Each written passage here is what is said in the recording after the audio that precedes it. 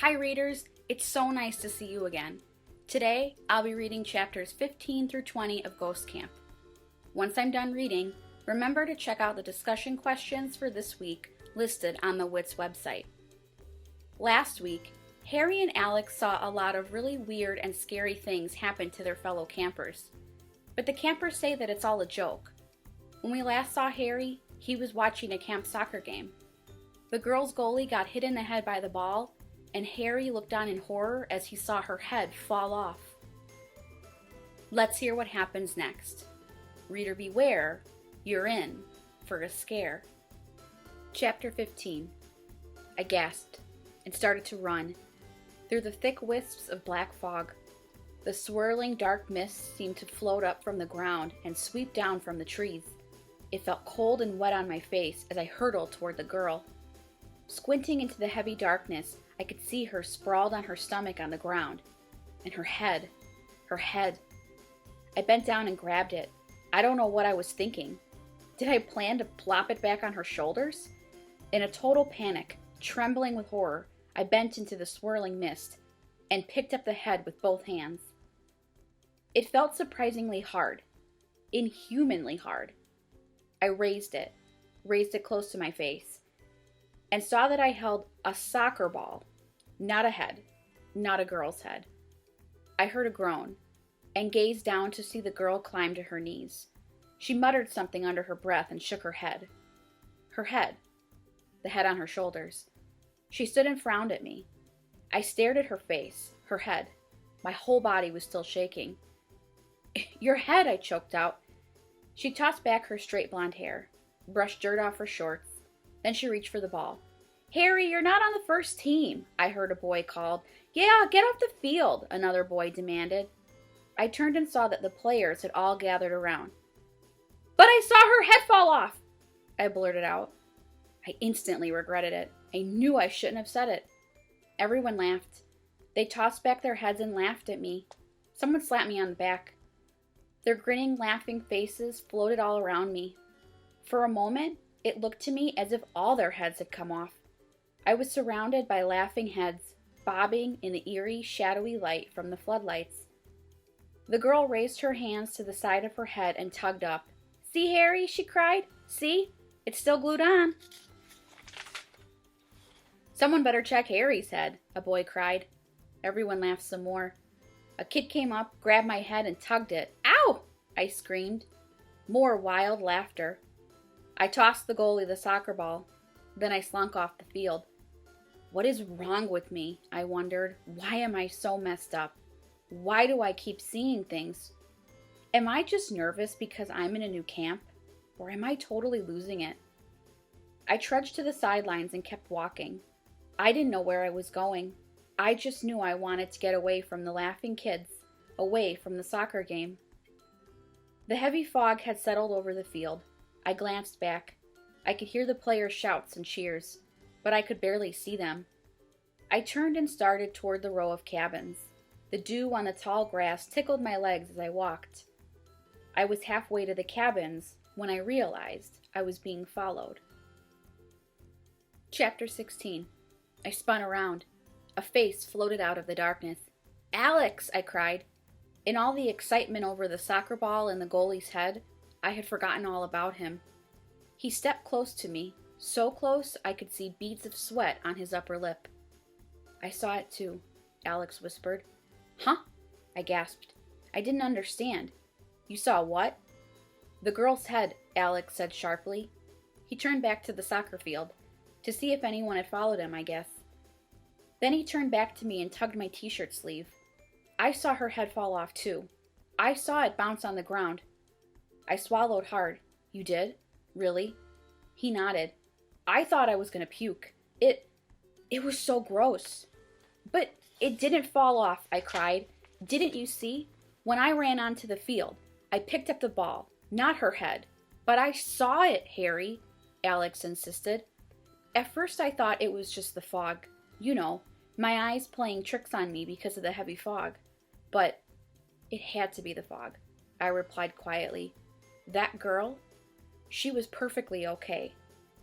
But if we both saw it, Alex started. He stopped and sighed. This camp? It's so weird. That's for sure, I agreed. Alex shoved his hands into the pockets of his shorts. He shook his head unhappily. Elvis says the ghost stories are true, he said. I put my hands on Alex's shoulders. I could feel him trembling. We don't believe in ghosts, remember? I told him. Remember? He nodded slowly. The first howl made us both jump. I turned to the woods. Another eerie howl rose up from the same spot. Not an animal howl. Not an animal cry at all. A long, mournful howl. A human howl. Ooh. Another deeper cry made me gasp.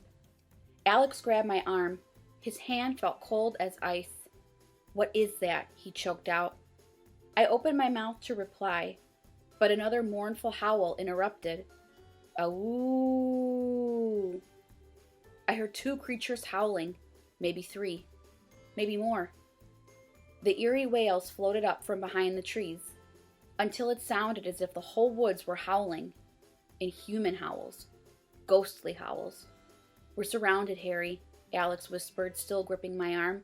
Whatever it is, it's got us surrounded. Chapter 17. Ooh. The frightening wails rose up from the trees. Run, I whispered to Alex. To the main lodge. Maybe we can find Marv. Maybe. Heading into the fog, we started running together toward the lodge. But the howls followed us and grew louder. I heard the heavy thud of footsteps behind us, tromping over the grass. We can't escape, I realized. Alex and I both turned at the same time and saw Elvis, Sam, and Joey grinning as they ran after us.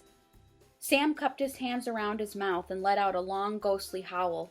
Laughing, Elvis and Joey tossed back their heads and howled too. I can't believe you guys, I screamed. I could feel the blood rushing in my face. I felt ready to explode. Gotcha, Elvis cried. Gotcha. He turned to Sam and Joey. Look at them. They're shaking. Oh, wow, they're shaking. Sam and Joey laughed gleefully.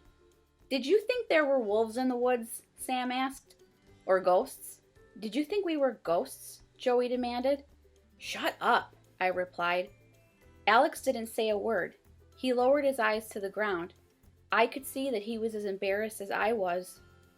Ow! Elvis uttered another high-pitched howl. He threw his arms around my brother's waist and wrestled him to the ground. Get off! Get off! Alex cried angrily. The two of them wrestled around in the wet grass. Did I scare you? Elvis demanded breathlessly. Admit it, Alex. You thought it was a ghost, right? Right? Alex refused to reply. He let out a groan and heaved Elvis off him. They wrestled some more. Sam and Joey stepped up beside me, grinning, very pleased with themselves. You guys aren't funny, I grumbled. That was so babyish. Really. Joey slapped Sam a high five. Babyish, he cried. If it was so babyish, why did you fall for it? I opened my mouth to reply, but only a choking sound came out. Why did I fall for it? I asked myself. Why did I let myself get scared by three guys standing behind trees and making howling sounds? Normally, I would have laughed at such a dumb joke. As the five of us walked to the cabin, I thought hard about it. The campers and counselors had all been trying to scare Alex and me since we arrived, I realized. Even Marv had tried to scare us with his creepy stories. They must have a tradition of trying to scare new campers here, I decided. And it works. It really has scared Alex and me. It has made us tense, jumpy, ready to leap out of our skins at the slightest noise. We stepped into the cabin. I clicked the light on. Elvis, Sam, and Joey were still laughing, still enjoying their joke. Alex and I have got to get it together, I decided. We've got to shove all the stupid stuff about ghosts out of our heads. We don't believe in ghosts, I told myself. We don't believe in ghosts. We don't believe in ghosts. I repeated that sentence over and over, like a chant. Alex and I don't believe in ghosts. We've never believed in ghosts. Never, never. One night later, after a short hike through the woods, I did believe in ghosts. Chapter 18. Alex and I took a lot of teasing the next day. Coming out of the mess hall after breakfast, someone tossed a soccer ball and screamed, "My head! Give me back my head!" We had instructional swim in the morning. Joey and Sam and some of the other guys started howling like ghosts. Everyone thought it was a riot. I saw Lucy hanging out on the shore with some girls from her cabin. The other girls were laughing at the ghostly howls. Lucy was the only one who didn't laugh. In fact, she had a solemn expression on her face. A thoughtful expression. Several times, I caught her staring at me. She's probably thinking about what a total baby I am, I told myself unhappily. I'll bet she feels sorry for me, because I acted like such a goof in front of everyone on the soccer field last night. After instructional swim, I dried myself off. Then I wrapped the towel around myself and walked over to Lucy at the little boat dock. The other girls had wandered away. Lucy stood in her white shorts and t-shirt. She had one foot on a plastic canoe, making it bob up and down in the shallow water. "Hi," I said. I suddenly realized I didn't know what to say. "Hi," she replied. She didn't smile. Her dark eyes locked on mine. To my surprise, she turned quickly and ran off. "Hey," I called. I started to run after her, but stopped when my legs got tangled in my towel.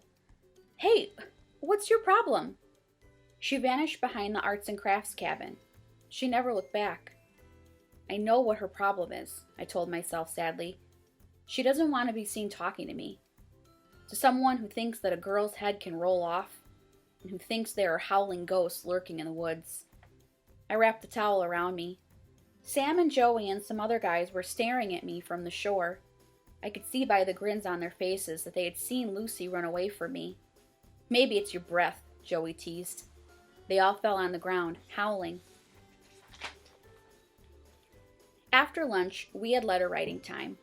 The counselors made sure we all stayed in our bunks and wrote letters home to our parents. It was a camp rule that we had to write home once a week. "So your parents won't worry about you," Marv announced at lunch. "We want them to know that you're having the best summer of your lives, right?" "Yo, spirits!" everyone cheered. I wasn't exactly having the best summer of my life. In fact, so far, this was one of the worst. But I decided not to write that in my letter home. I climbed up to my top bunk and started to think about my letter to Mom and Dad. "Please come and get me," I thought I might write. "Everyone is weird here. Alex and I are both scared out of our wits." No way, I couldn't write that. I leaned over the side of the mattress and peered down at my brother. He was sitting on his bunk, crouched over his letter. I could see him scribbling away. "What are you writing?" I called down. "I'm telling them about the camp talent show," he replied. "How I'm going to be the star, and how I'm going to be in the musical next week." "Nice," I muttered. I decided I'd tell my parents only good things too. Why worry them? Why make them... "Nice," I muttered. I decided I'd tell my parents only good things too. Why worry them? Why make them think that I'm losing it? If Alex isn't writing about all the weird things, I won't either, I decided. I leaned over my sheet of paper and started my letter. "Dear Mom and Dad, camp is a lot more exciting than I ever dreamed. Tonight's after-dinner activity is a night hike," Marv announced. A cheer shook the wooden rafters of the huge mess hall. "Where are we going to hike?" someone called out. Marv grinned. "Deep, deep into the woods." Of course, that answer reminded everyone of Marv's ghost story. Some kids cheered, others laughed. Alex and I exchanged glances. But the hike turned out to be fun. A full moon made the woods glow. We followed a path that curved around the lake. Everyone seemed in a good mood. We sang the camp song so many times I almost learned the words. About halfway around the lake, 2 deer stepped out onto the path, a mother and her doe. The little one was so cute. It looked just like Bambi. The 2 deer stared at us. They turned up their noses as if to say, "What are you doing in our woods?" Then they calmly loped into the trees. The path headed through a small round clearing. As we stepped out of the trees, the ground appeared to light up. The moonlight poured down so brightly, I felt as if I could see every bush, every weed, every blade of grass. It was really awesome. I started to relax. Sam, Joey, and I walked along singing, making up funny words to songs we knew. We sang On Top of Spaghetti about 20 times, until kids begged us to stop singing it. Why have I been so crazy? I asked myself. I've made some cool new friends here. I'm having an excellent time. I felt great until we returned to camp. The black fog had started to roll in.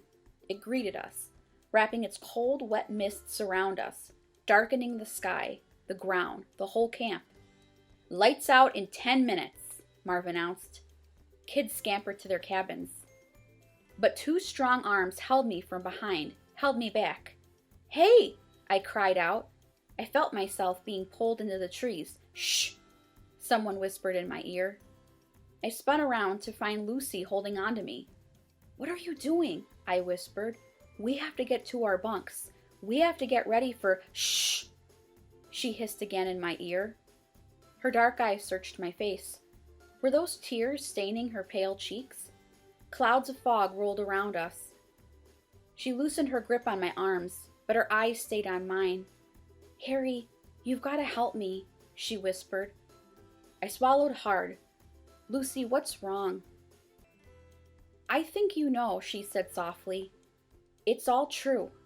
What you think, it's true. I didn't understand. I stared back at her with my mouth open. We're ghosts, Harry, Lucy told me. We're all ghosts at this camp. But Lucy, I started.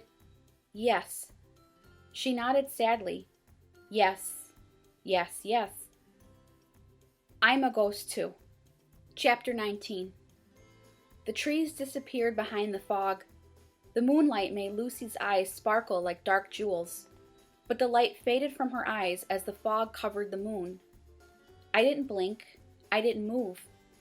I suddenly felt as wooden as the trees hiding behind the swirling fog. You're joking, right? I stammered. This is one of those great camp spirit moon jokes. But I knew the answer. I could read the answer in her dark eyes, in her trembling mouth, in her pale, pale skin. I'm a ghost, she repeated sadly. The stories, they're true, Harry. But I don't believe in ghosts. That's what I almost blurted out. But how could I not believe in ghosts when one stood right in front of me, staring into my face? How could I not believe in Lucy? I believe you, I whispered. She sighed. She turned her face away. How did it happen?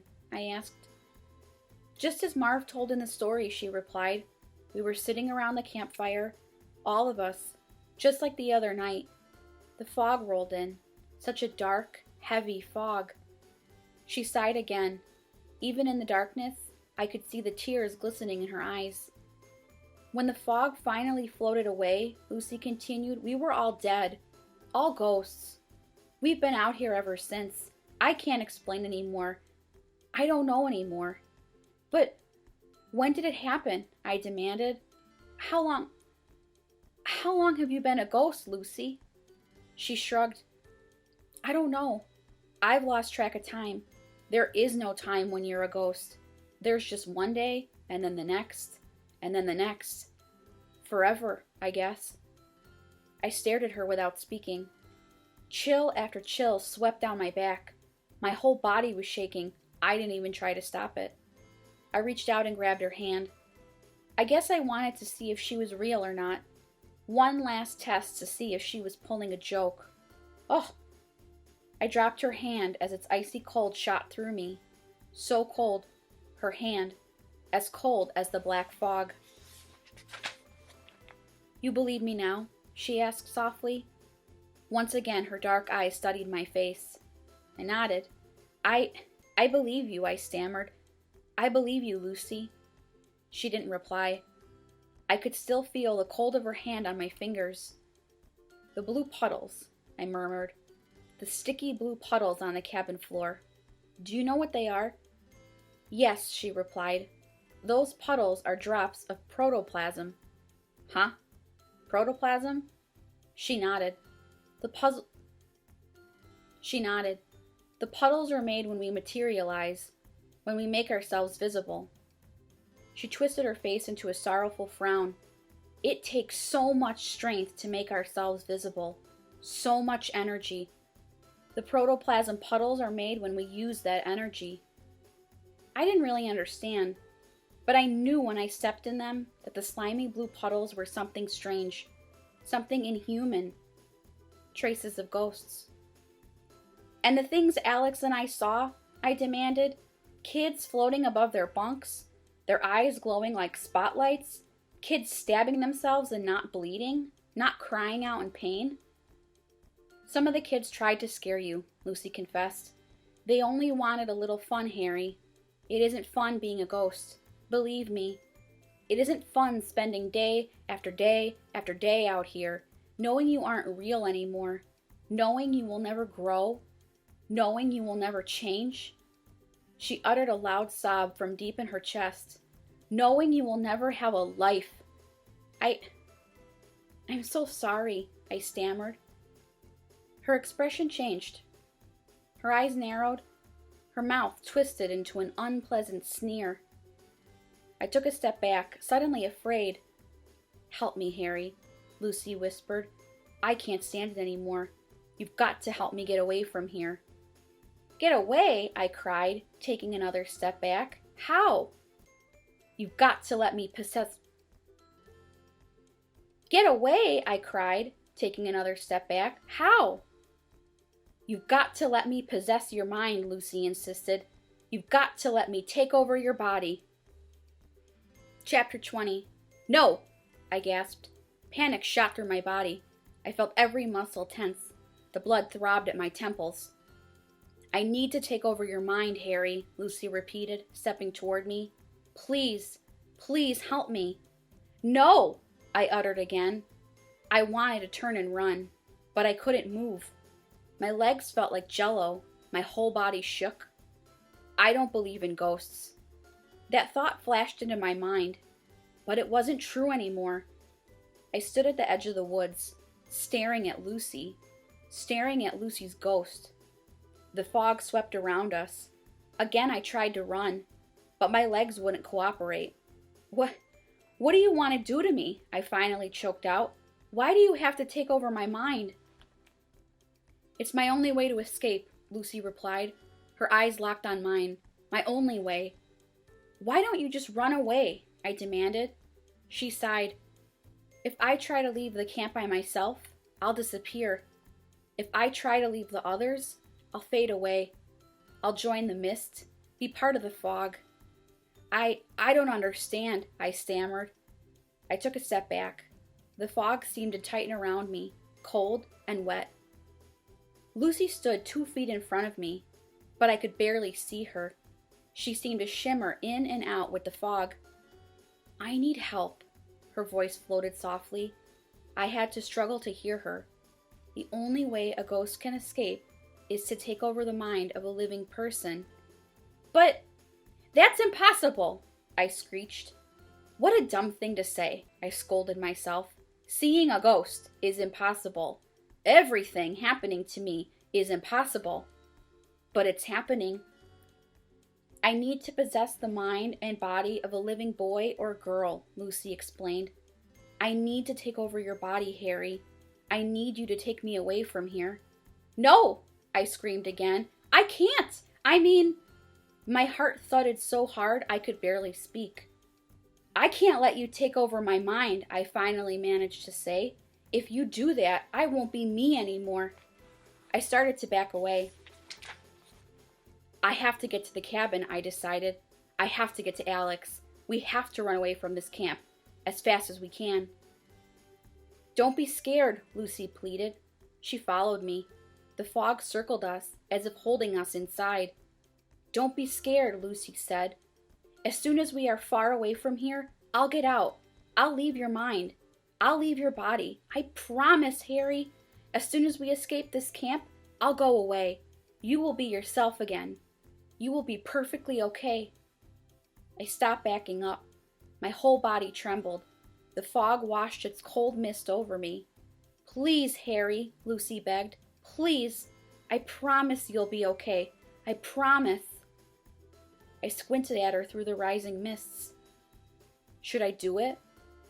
Should I let Lucy take over my mind? Will she give it back? Can I believe her? That's all for this week. Thanks again for joining me for our read aloud. Make sure to check out the discussion questions on the WITS website, and tune in next week as we wrap up our read aloud of Ghost Camp by R.L. Stine. Enjoy your weekend!